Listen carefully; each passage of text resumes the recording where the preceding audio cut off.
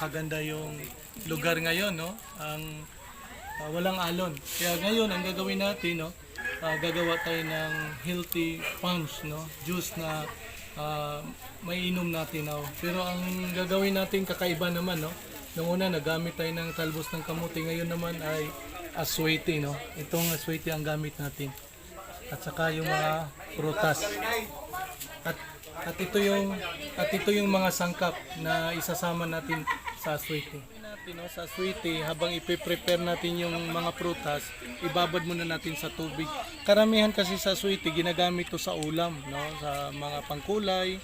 Pero ngayon gagawin natin to sa juice kasi napaka maraming sustansya na makukuha natin. Kaya ngayon magagawa tayo ng Atsuete juice, no?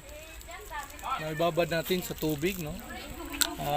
Kahit kunti lang, yun.